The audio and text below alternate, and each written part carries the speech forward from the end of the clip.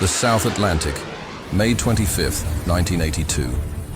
Cold winds sweep across endless waves, and far from any coast, a single British destroyer, HMS Coventry, cuts through the water, unaware that this will be her final day afloat.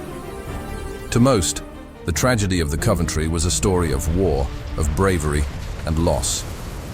But for those who look deeper, the events surrounding her final hours hold patterns, coincidences, and mysteries that refuse to fade. Let's go back a few days before the attack.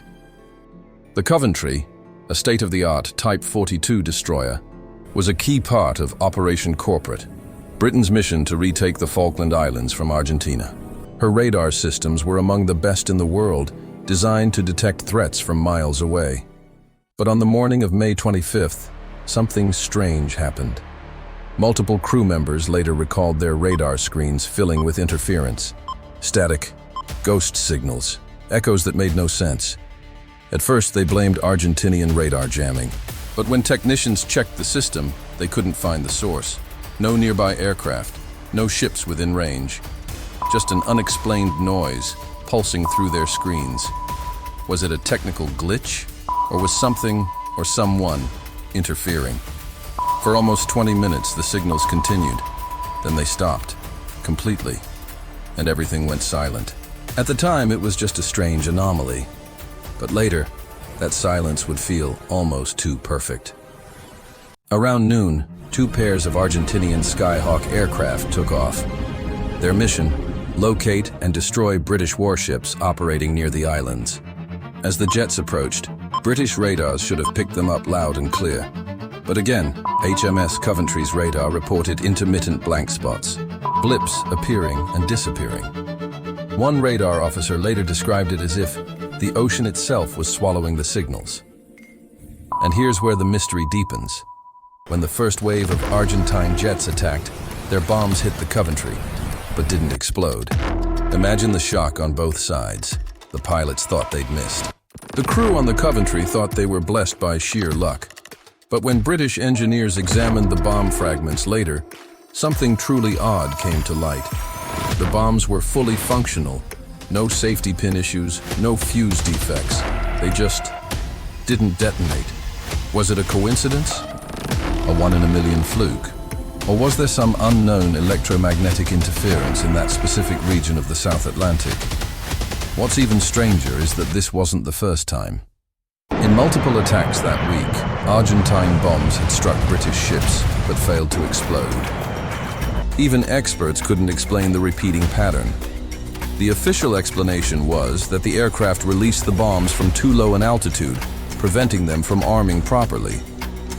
But how did the same malfunction happen again and again, even in what seemed like ideal conditions? Coincidences were piling on top of coincidences. Then came the final assault. May 25th, the day Argentina celebrates its national independence. The Coventry and her partner ship, HMS Broadsword, were positioned to guard the fleet, acting as a deliberate lure to draw enemy aircraft into a missile trap. The plan was daring and incredibly dangerous, but moments before contact, the Coventry's radar once again flickered. Static, fading signals, then a total blackout for several crucial seconds. By the time the system came back online, it was too late. 4 Skyhawks were screaming in, low over the waves. The Coventry fired her Sea Dart missiles, but missed. The Broadsword's close-range gun jammed, and in those few seconds of chaos, 2 bombs slammed into the Coventry's side. This time, they detonated. The ship listed heavily. Within minutes, she rolled over completely, capsized, and sank beneath the freezing waves. 19 men lost their lives. Survivors were pulled from the water, shaken, cold, and silent. Official reports called it a tragic but understandable outcome of war. But the coincidences surrounding the Coventry's final day never truly made sense. The untraceable radar interference, the bombs that refused to explode until the very end. And there's one more mystery, often whispered, but rarely spoken aloud. Several pilots on both sides reported seeing strange lights over the water that day. One Argentine pilot described a silver object hovering low on the horizon. Another called it a metallic flash that vanished the moment his bomb was released. Royal Navy logs even mention unidentified radar reflections just minutes before the final strike. None of these sightings were ever officially explained. Could these lights have interfered with the bomb's arming systems? Could they have been the source of the radar jamming? Or was it all simply the fog of war? For years, researchers and naval historians have revisited the Coventry case. Some see only human error and wartime chaos, but others see patterns far too strange to ignore. Every time investigators dig deeper, they uncover one more coincidence.